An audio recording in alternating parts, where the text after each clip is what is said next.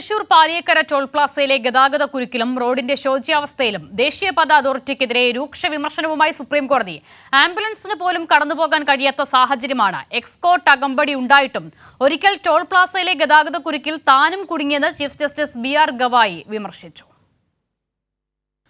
Paliyekkara toll പ്ലാസയിൽ 4 ആഴ്ചത്തേക്ക് പിരിവ് തടഞ്ഞ ഹൈക്കോടതി വിധിക്കെതിരെ ദേശീയപാത അതോറിറ്റിയും കരാർ കമ്പനിയും സമർപ്പിച്ച അപ്പീലിലാണ് സുപ്രീംകോടതിയുടെ രൂക്ഷ വിമർശനം. ഹൈക്കോടതി നിർദ്ദേശിച്ചത് പ്രകാരം ആദ്യം റോഡുകൾ നന്നാക്കി ഗതാഗതക്കുരുക്ക് പരിഹരിക്കൂ, എന്നിട്ടാകാം അപ്പീലുമായി എത്തുന്നതെന്ന് chief justice BR Gavai, K Vinod Chandran എന്നിവരടങ്ങിയ ഡിവിഷൻ ബെഞ്ച് വ്യക്തമാക്കി. താനും ഒരിക്കൽ ടോൾ പ്ലാസയിലൂടെ യാത്ര ചെയ്തപ്പോൾ ഗതാഗതക്കുരുക്ക് നേരിട്ട് അനുഭവിച്ചയാളാണെന്നും ചീഫ് ജസ്റ്റിസ് പറഞ്ഞു. തനിക്ക് എസ്കോർട്ട് വാഹനമുണ്ടായിട്ടും ഗതാഗതക്കുരുക്കിൽപ്പെട്ടു. മലയാളി കൂടിയായ തന്റെ സഹജഡ്ജി ജസ്റ്റിസ് K വിനോദ് ചന്ദ്രനും ഇക്കാര്യം നേരിട്ട് അറിവുണ്ടെന്നും ചീഫ് ജസ്റ്റിസ് വിമർശിച്ചു. ജനങ്ങൾ ടോൾ നൽകിയിട്ടും ദേശീയപാത അതോറിറ്റി സേവനം നൽകുന്നില്ലോ എന്ന് സുപ്രീംകോടതി ചോദിച്ചു. മലയാള പത്രമാധ്യമങ്ങൾ വന്ന ചില റിപ്പോർട്ടുകളും കോടതി പരാമർശിച്ചു. തൃശൂർ സ്വദേശിയായ ഒരാൾ ഭാര്യാപിതാവിന്റെ സംസ്കാര ചടങ്ങിന് ചാലക്കുടിയിലെത്താൻ മണിക്കൂറുകൾ വൈകിയ വാർത്ത ചൂണ്ടിക്കാട്ടിയായിരുന്നു വിമർശനം.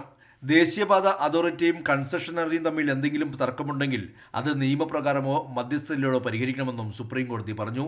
ദേശീയപാതയിൽ ഗതാഗതക്കുരുക്കിലെന്നും കവലകളിലാണ് പ്രശ്നമെന്നുമായിരുന്നു സോളിസിറ്റർ ജനറൽ തുഷാർ മേത്തയുടെ വാദം.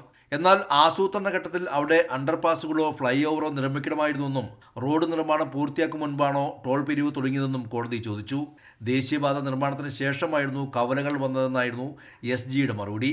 പിന്നീട് കേസ് പരിഗണിക്കുന്നത് സുപ്രീംകോടതി തിങ്കളാഴ്ചത്തേക്ക് മാറ്റി. കൈരളി ന്യൂസ്, ദില്ലി.